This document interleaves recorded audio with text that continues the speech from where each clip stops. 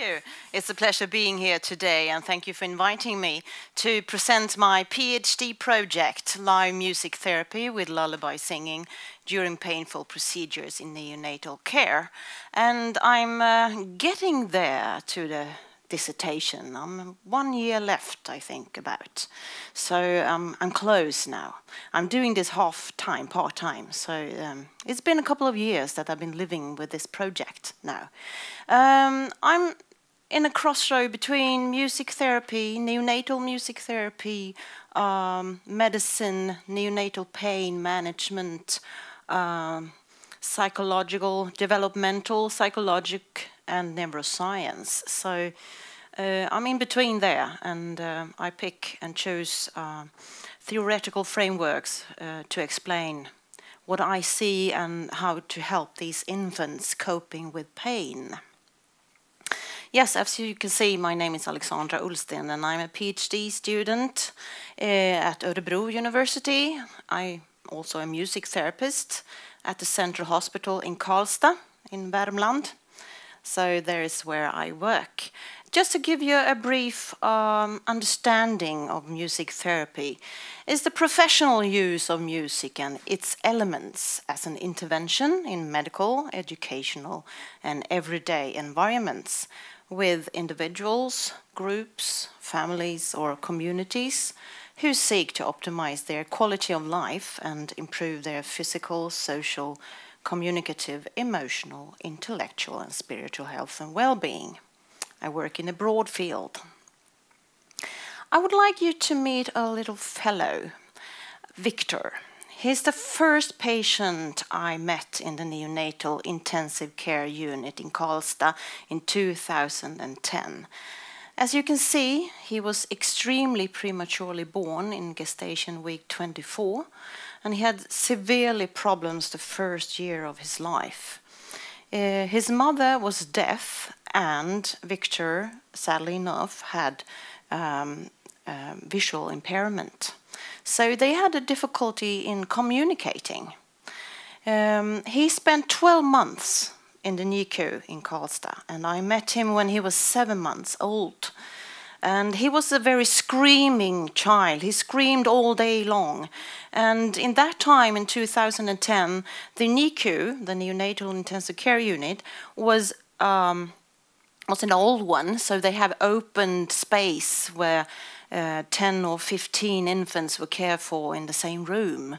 Then they built a new NICU in 2013, and that really changed the situation for all the families and all the babies, and for me as a neonatal music therapist, because then they had family rooms, and the babies cared for with the parents all around the clock, 24/7, and they are intensive care unit for the severely damaged, the brain damaged babies and so on. But the family care for the baby and the staff is going into the family room, taking care of the baby there. So, but in this time he was staying in this huge room, and he was screaming, screaming, screaming, and he was an annoyment for all the other vulnerable infants. So I started working with him, and when I met Victor and his parents, the response was just beautiful. He stopped screaming, he started laughing, and he was giggling to the music I presented. And when I say music, this actually is not really music. It's a way of communicating. It's a communicative musicality I use with infant-directed speech and infant-directed singing to actually talk with the baby in a language that the baby, infant, understands. So I will show you a short clip. And here is 1 year old, and he is really interactive, and with music and music therapy, one can find abilities in an infant that no one really saw before. So I will show you this clip.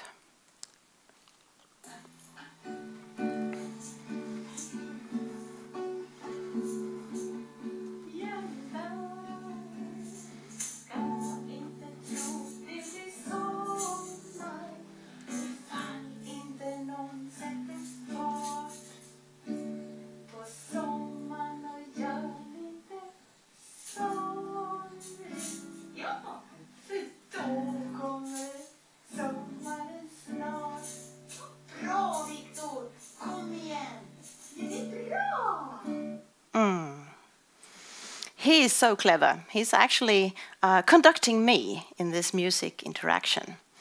And in the beginning, Victor had some problems with attachment, and his parents also bonding to this little vulnerable child, because he was near death so many times during the first year. So they really didn't think that he would survive. But through these musical interactions, the triad, the dyad, the mother and the infant and the father and the infant connected, and was a beautiful ending to this story. And he went home with his parents, and it was 7 years ago now. So, when I started 2010, I was the first and only music therapist in the Nordic countries with implementing music therapy in the neonatal intensive care unit. What I work with is the family-centered, developmentally supportive, individualized infant-directed communication. And it's also infant and parent-directed non-pharmacological comfort and coping strategies, because pain is an issue in the NICU context.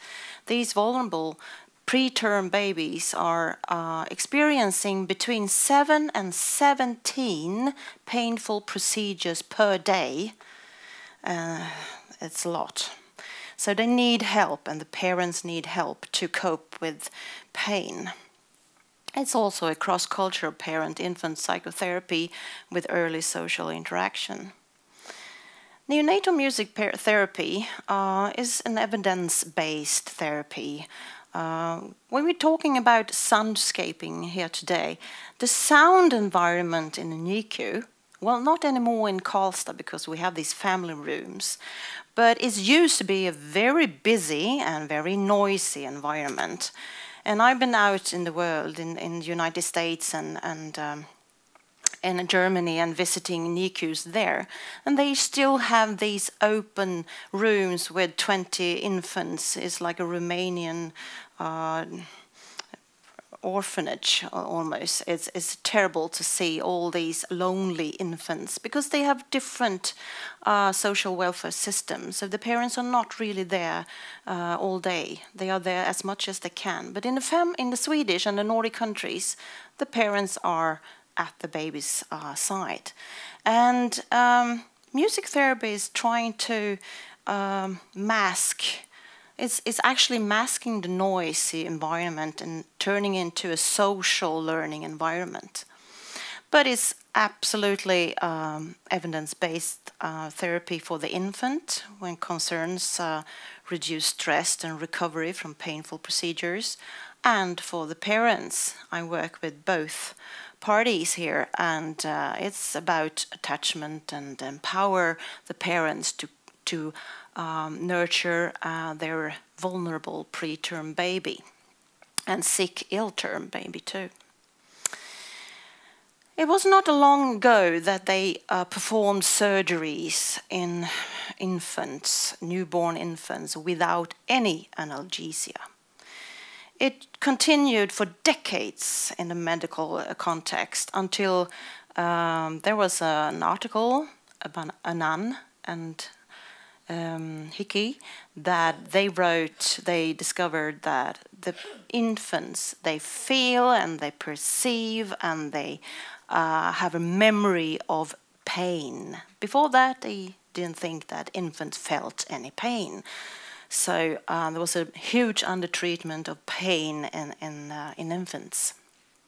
But neonates feel pain and they should receive relief. Otherwise, pain affects the nervous system, changing the very structure and physiology of the nervous system. Pain can cause medical complications and problems with sleep, feeding, self-regulation and attachment. Pharmacological pain relief increases the risk for long-term neurological problems, and that is also a problem. So the infants need pain relief, but the pharmacological pain relief is dangerous for them. So pain is often undertreated in neonates. So there is a huge need for biopsychosocial, non-pharmacological pain relief. And in live infant-directed singing, is showing to be a potent factor in this part of the NICU context. So what is infant-directed singing? Well, I have used in my project a lullaby style. The play style is something else, but the lullaby style is a cross-cultural emotional communication. The lullaby is a simple melody in a slow tempo. It should be performed with lengthened relative phrases to the whole song, and it's repetitive and soothing and calming, and 3/4/6/8 rhythm. So what does this make for the children and the parent? Well, the risk for overstimulation is small. If you compare it with infant-directed speech, you heard with Victor here when I talked to him, yes, hello, come on, Victor. There's long, huge differences in my voices, big span. But in lullaby, you kind of tend to have your voice very flat, no arousal giving signals. So the risk for overstimulation is small. It reduces the impact of background noise, regulates dangerously high arousal levels and keeps them on a safer level. It's finely tuned to the age and affective state of the infant. You tune in to the infant state and modify your singing so it's always monitored attuned to the infant. It gives the infant a pleasant multisensory experience, and music and musical speech is a central part of the crucial interaction between caregivers and infants, enhancing attachment. So I investigated, when I started my work in 2010, I really read everything there was in this area, and I discovered that there is almost nothing done about pain and music therapy in infants. There is older children and grown-ups, there are a lot of studies, but when it comes to neonatal pain and music therapy as an elevation of pain management, there was scarce. There was a lot of music stimulating, like recorded music during painful procedures, but no study with live music therapy. So I conducted with these research collaborators a randomized controlled trial in Stockholm at the biggest NICU we have in Sweden, in Danderyd.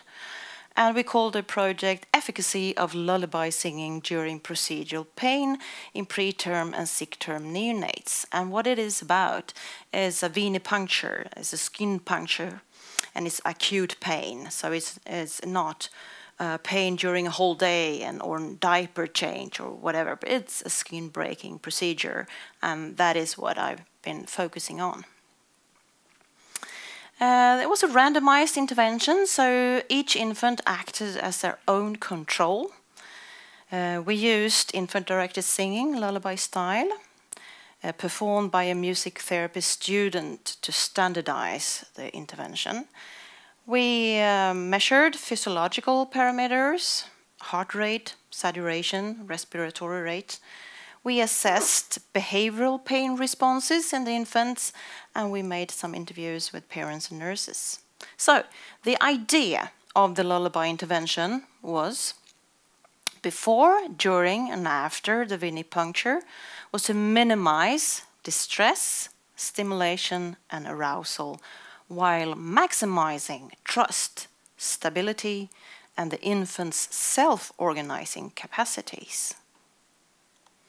So this is the way it looked in a flow chart, you could say. We had a baseline, and then we started singing. Then the control situation was quiet, and there was a lullaby intervention for 2.5 minutes. Then there was handling and venipuncture, still continue singing, and then post-needle stage with lullaby or standard care control silence, and then a baseline in the end. Usually, when researchers perform studies on neonates and pain globally, they use no pain alleviation at all. So whatever intervention you take into the situation, it will kind of give them significant results. It's unethical, I think. So in my project, they had standard care as a base, and that is facilitated tucking, holding the infant, and oral glucose. It's like sugar on the tongue, as standard care for every child. The first article was published in March last year, and I made a case study. I was interested in looking into 2 premature infants, a boy and a girl, and what did the music help? How did the music help them? Did it help them at all? So I performed a microanalysis, and the lullaby that was performed, well, it was a lullaby, but it was improvised in the moment together with the infant, you could say. I will show you a clip, and as I have transcribed the music that was performed by the music therapy student, I didn't sing in this, but I had a student singing. And while she is singing, you can see this boy is moving his hands. So let's show this clip. And watch carefully. Hands and melody contour.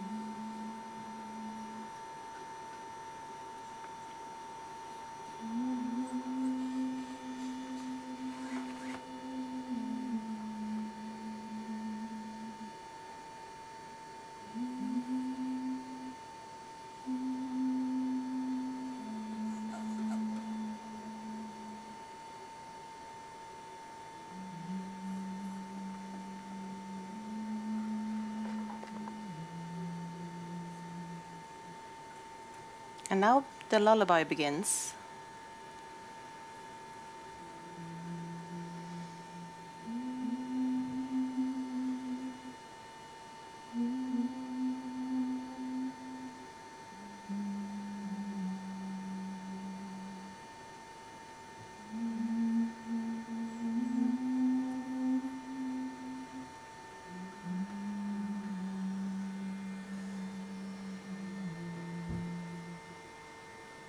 Yes. Did you see that it followed the contour of the melody? The hand, da da da da dum dum dum, and there was a rest.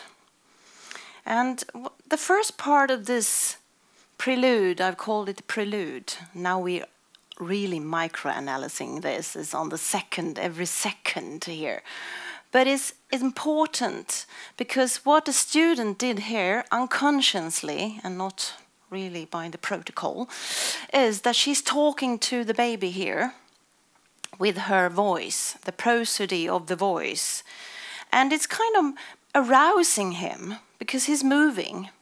In the pauses, in the rests here in the music, he kind of go into with the hands to his chest, and there's a typical reassuring gesture with infants. And when this melody starts, or this introduction starts again, he's out there following with his hand the contour of this improvised melody. But when the lullaby starts, he kind of comes to rest. So this is really something that I taught, that I learned to teach music therapists. If they are going to sing during, or the parents going to sing during a painful procedure, start with a lullaby at once, because it's soothing.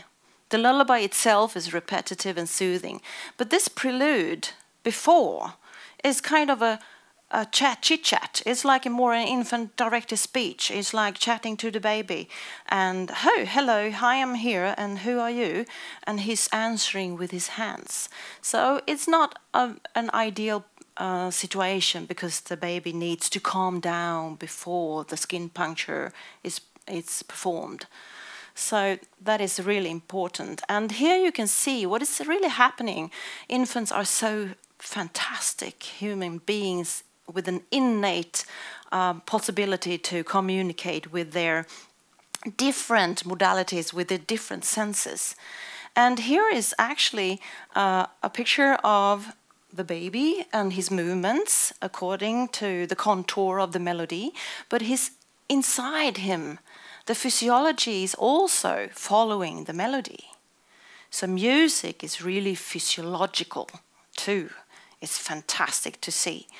And what is important here is the ability to integrate information from one sense, the hearing, to embodied information to another sense and transpose it to the hand.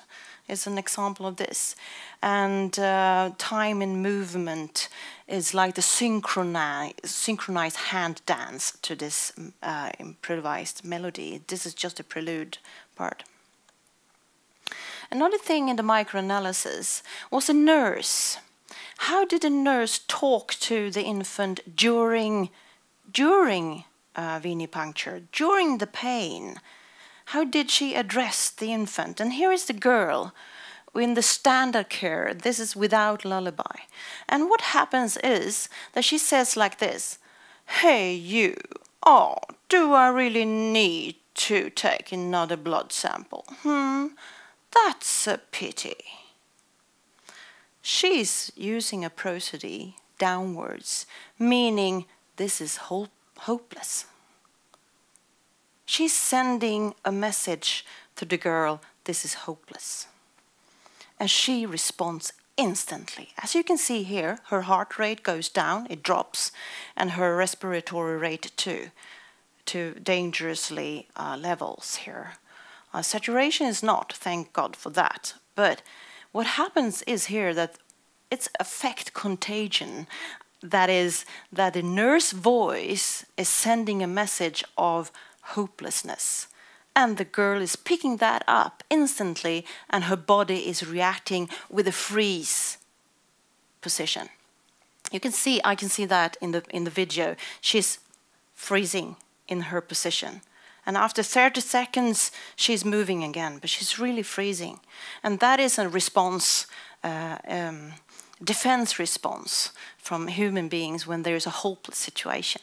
We're not going to put infants in that situation. So, what's the result of the case study? And of course, it's 2 infants, but it's interesting to see in the bigger picture then later. So, it's more stable and regular physiological patterns throughout the lullaby procedures compared to the standard ones. The nurses needed less time to achieve the required amount of blood during procedures with lullaby intervention, which included 1 skin puncture. That is really something we have to look into. The infant doesn't need to lay forever until they get the blood they needed. And the procedures with standard care only required 2 skin punctures and were twice as long. So conclusions. Live lullaby singing offered effective support for both infants. It decreased stress before and after the venipuncture, which is very important in painful situations. It is a communicative interaction which may optimize the homeostatic, the stabilizing mechanism inside the infant during painful procedures if the vocal performance is predictable and fosters safety from the start of the singing. And you always have to monitor during singing the shift of the infant's mood and effects to really be supportive. And you have to be in a painful setting very careful with how you communicate and interact with vulnerable preterms. So your voice is not really giving more pain to the situation. This year I published the bigger picture. All infants in the efficacy of live lullaby singing during procedure pain in preterm and term neonates. And here, the 38 infants in the study was present. The lullaby was singing, as I said, by a student before, during, and after venipuncture. But here, we didn't see any significant pain alleviating effects of the live lullaby singing on the pain responses. However, there were no indications that the singing was harmful and stressful during venipuncture. So how can you really analyze this result? Well, music is a multimodal, multisensory intervention, and pain is a biopsychosocial and multisensory experience. And we are measuring with very inadequate, I would say, measurements, and analyzing with measurements that are not really, perhaps not really perceiving the possibilities in the music and in pain. And there was one significant calmer breathing pattern during lullaby singing before skin puncture. So this follows the microanalysis you can see in the bigger picture, but there you can see just as a trend of fewer and shorter skin punctures with lullaby support. I think if the parents have been singing lullaby for their infant in the situation, it might have been different results. Parents and infants are sharing in the same body or brain, you can say, in the beginning. So it would be interesting to actually investigate that. As Bowlby has said, if a community values its children, it must cherish their parents. I'm not going to be able to perform another RCT study within my project time, but it would be very interesting to dive into the pain alleviating potential of parental singing during painful procedure, empower parents to become more involved in effective procedural support through live singing. I think that is the key factor. The parents, if they are stable enough and want to do it, they are pain killers themselves, you could say. Thank you for listening. And if you want to look into pain and infants, PEARL, Pain in Early Life, is a network, research network that I'm part of, and it's on the web, and a lot of useful tips and knowledge about how to alleviate pain, not just in infants, but in children too. Thank you so much. Thank you, Alexandra Ullsten. This was a fantastic presentation, really. Anybody who has comment? Yes, I see a few hands. Shall we start there? Right? Thank you very much. That was very interesting to listen to. I was astonished to hear about those big rooms that the babies had to share with others. It sounds crazy. If you want to have a soundscape that is relaxing to a neonatal baby, I thought about sounds that the baby could hear in the mother's womb. Like heartbeat, breathing, blood rushing through their vein and so on. What's your thought about working with sounds like this also? Like white noise, trying to block out other noises that could have a stressful impact on the babies. The problem with the sound environment for these infants is that it's depriving. It's not... you could say it's a lack of messages in the sounds that is meaningful for the infants.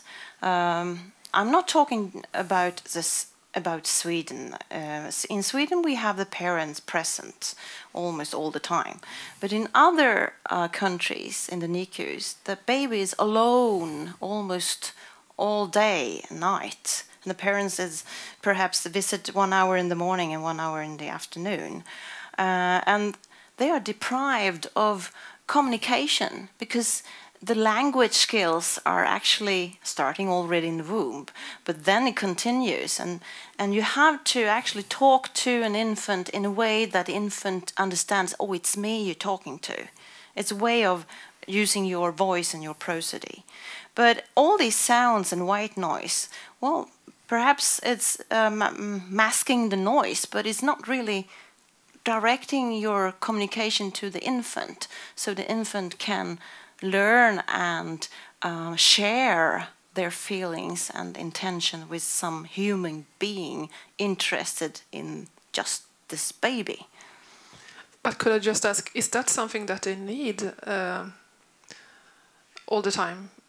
I mean, if they're like premature, does they need like a company of something that's not stressful?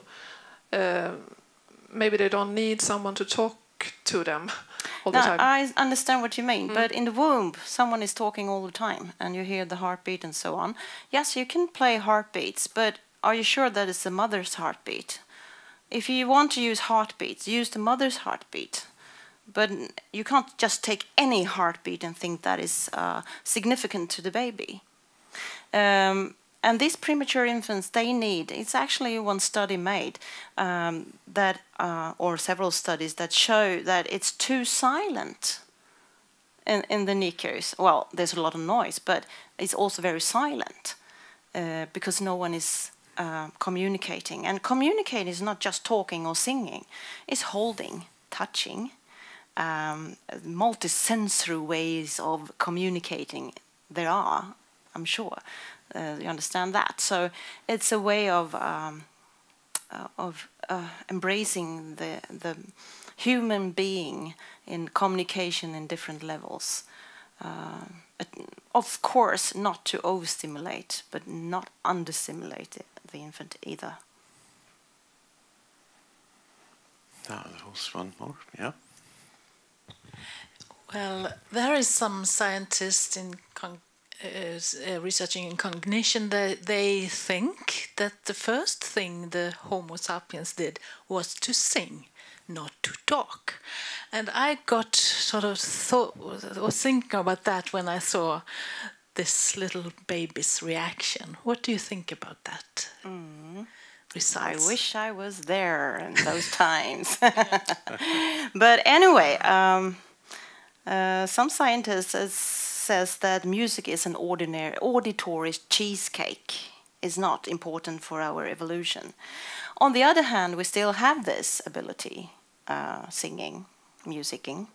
So I think it's really important for our evolution. It's another way of communicating. If that was the first thing we did, I have no idea. But